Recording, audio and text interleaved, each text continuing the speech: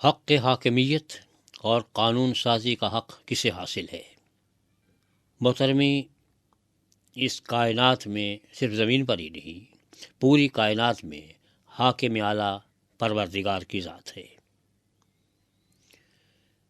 لیکن ہر جگہ اس خدا کا حکم چلتا نہیں ہے، کیونکہ اس دنیا میں جتنے مظالم ہوتے ہیں وہ خدا کے حکم پر نہیں ہوتے، جتنے قتل کیے جاتے ہیں وہ خدا کے حکم پر نہیں ہوتے، اس کے لیے خدا ذمہ دار نہیں ہے۔ اگر خدا ذمہ دار ہوتا تو FIR میں قاتل کی جگہ خدا کا نام لکھا ہوتا۔ اس دنیا میں جو بیماریاں پھیلی ہوئی ہیں وہ ہماری اپنی پھیلائی ہوئی ہیں، خدا کا اس میں کوئی ہاتھ نہیں ہے۔ خدا حاکم اعلیٰ تو ہے، لیکن اس کا حکم ہر جگہ چلتا نہیں ہے، کیونکہ انسانیت دو حصوں میں بٹی ہوئی ہے۔ ایک وہ لوگ جو خدا کو حاکم اعلیٰ سمجھتے ہیں، مانتے ہیں اور اس کے احکامات پر عمل پیرا ہوتے ہیں۔ دوسرے وہ لوگ جو خدا کو حاکم اعلیٰ تصور نہیں کرتے، خدا کے باغی ہیں اور شیطان کے بتائے ہوئے رستے پر چلتے ہیں۔ تو یہ کشمکش جاری ہے کہ ایک طرف خدا رحمان کے ماننے والے، ایک طرف شیطان کے ماننے والے، اور دونوں کے نزدیک حاکم اعلیٰ الگ الگ ہیں۔ حق حاکمیت اسی کو حاصل ہے جس نے یہ کائنات بنائی، جس نے اس کائنات کو قوانین کا پابند کیا، وہ خدا کی ذات ہے۔ لیکن اس پروردگار عالم نے اس انسان کو، مجھے اور آپ کو، خلیفۃ اللہ علی الارض بنایا۔ اس لفظ خلیفہ سے یہ غلط فہمی آپ کو نہیں ہونا چاہیے، کیونکہ ہم عام طور پر خلیفہ کا لفظ اس وقت استعمال کرتے ہیں جب کسی کے مرنے کے بعد کوئی بیٹھتا ہے، چونکہ اللہ تبارک و تعالیٰ کی وفات ناممکن ہے، اس لیے خلیفہ ان معنی میں نہیں بلکہ خدا کی نمائندگی کرنے والا، نمائندہ، خلیفۃ اللہ علی الارض، زمین پر خدا کی نمائندگی کرنے والا۔ لیکن تاریخ ہمیں یہ بتاتی ہے کہ ہوا یہ کہ جو تمام انسانوں کو خلیفۃ اللہ علی الارض کہا گیا تھا، صرف چند ہی لوگ حکومت پر قبضہ کر کے بیٹھ گئے اور وہ وقت کے خلفاء کہلائے۔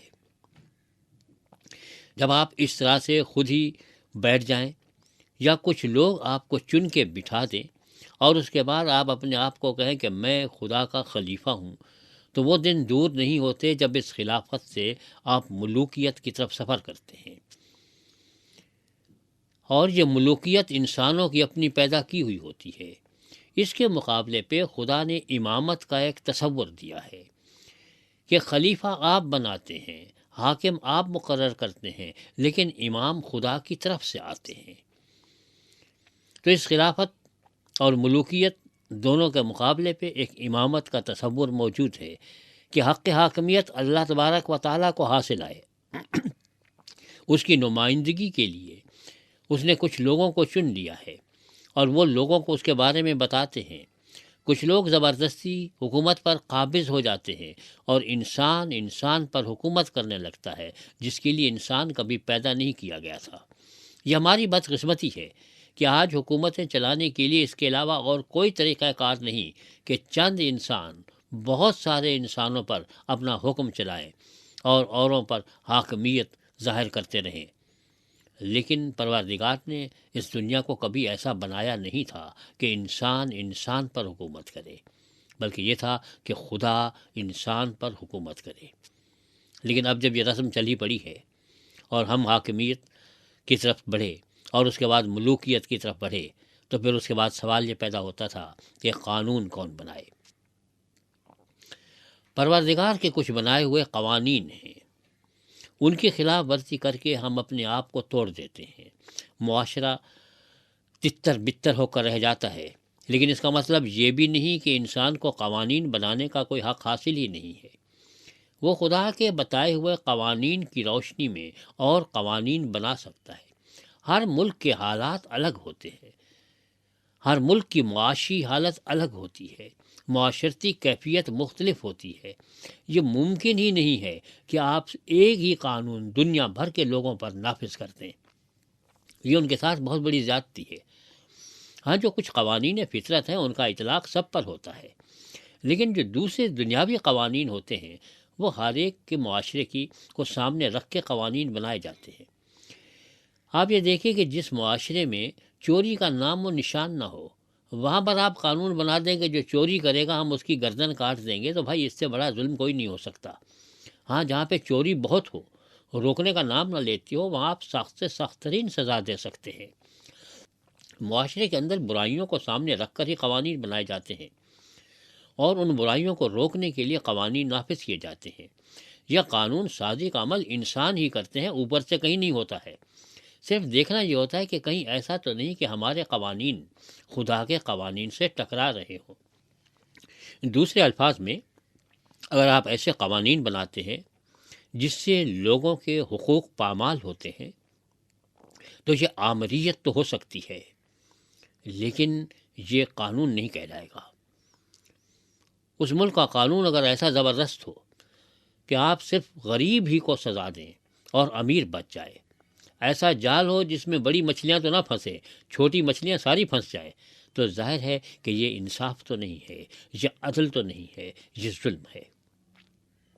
تو قوانین بناتے ہوئے اس بات کا خیال رکھا جائے کہ انسانوں کے کسی بھی طبقے کے حقوق پامال نہ ہوں۔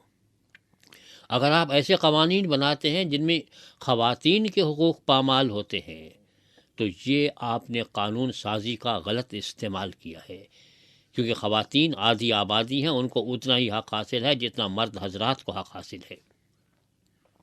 اگر ایسے قوانین بناتے ہیں جس میں بچوں کے حقوق پامال ہوتے ہیں، اگر ایسے قوانین بناتے ہیں جس سے ان لوگوں کے حقوق پامال ہوتے ہیں جو آپ کے مذہب سے تعلق نہیں رکھتے، تو تب بھی آپ زیادتی کرتے ہیں۔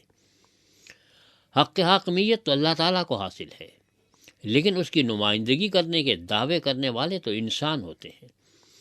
آپ یہ دیکھیے کہ خدا ڈائریکٹ آ کے تو اس دنیا پہ کبھی کسی تخت پہ نہیں بیٹھ جاتا۔ کسی ملک کا صدر کا نام آپ کو خدا نہیں ملے گا، یا اللہ نہیں ملے گا، یا گاڈ نہیں ملے گا، یا بھگوان نہیں ملے گا۔ وہ انسانوں کے نام ہی ہوتے ہیں، اور وہ انسان ہی ہوتے ہیں۔ ان میں سے کچھ لوگ یہ کہتے ہیں کہ ہمیں خدا نے یہ حق بخشا ہے کہ ہم تمہارے اوپر حکومت کریں۔ کچھ لوگ ایسے ہوتے ہیں جنہیں عوام خود چنتے ہیں، اور عوام چن کے انہیں اپنی نمائندگی کے لیے بھیجتے ہیں۔ تو جن لوگوں کو آگے نمائندگی کے لیے بھیجا جاتا ہے، تو وہ انہی لوگوں کی ضروریات کی نمائندگی کریں، نہ کہ اپنی ضروریات کی۔ بدقسمتی سے ہمارے یہاں قوانین کی کیفیت یہ ہے کہ پہلے تو قوانین ہی اندھے ہوتے ہیں، جن کا نہ سر ہوتا ہے نہ پیر ہوتا ہے، اور دوسرے جو اچھے قوانین ہوتے ہیں ان پہ عمل پیرا نہیں ہوتا۔ قانون کی کتابوں میں لکھے ہوئے تو رہ جاتے ہیں، لیکن کہیں زندگی میں رونما دکھائی نہیں دیتے۔ تو ضرورت صرف اس بات کی نہیں ہے کہ انسان یہ قانون سازی کا حق استعمال کرے، بلکہ اچھے قانون پر عمل بھی کیا جائے۔ اور معاشرے کے اندر ایسا نظام ہونا چاہیے کہ اگر کوئی غلط قانون بنتا ہے تو اس کو چیلنج بھی کیا جا سکے۔ آمریت میں برائی یہی ہے کہ اس میں کسی قانون کو آپ چیلنج نہیں کر سکتے۔ اس حاکم اعلیٰ کا حکم آخری حرف ہوتا ہے، جیسے بادشاہت میں ہوتا تھا کہ بادشاہ نے جو کہہ دیا سو کہہ دیا، اب وہ پتھر پہ لکیر ہے، کوئی اسے مٹا نہیں سکتا۔ انسان کو اس دنیا پر خلیفۃ اللہ بنا کے بھیجا گیا تو وہ خدا کی نمائندگی کرے، لیکن انسانوں کی بھی نمائندگی کرے، ان کے حقوق پامال نہ کرے، ان کے اوپر ظلم و تشدد روا نہ رکھے، اور ظلم و تشدد روا رکھنے کے لیے قوانین نہ بنائے، بلکہ قوانین ایسے ہوں کہ اس سے غریبوں کو اور انصاف ملے، نہ یہ کہ وہ اس سے محروم ہو جائیں۔ ایسے قوانین نہ ہوں کہ جس سے امیر سے امیر تر ہوتا جائے اور غریب سے غریب تر ہو جائے، بلکہ اس تفاوت کو اور اس فرق کو جتنا ختم کیا جا سکے اتنا بہتر ہے۔ کسی بھی معاشرے کے لیے یہ ضروری ہے کہ اس میں قانون بنانے والے ادارے اس بات کا خیال رکھیں کہ وہ خدا کے سامنے جواب دہ ہیں۔ اگر وہ کسی بھی طبقے کے حقوق پامال کرتے ہیں تو وہ انسانیت کے مجرم ہیں۔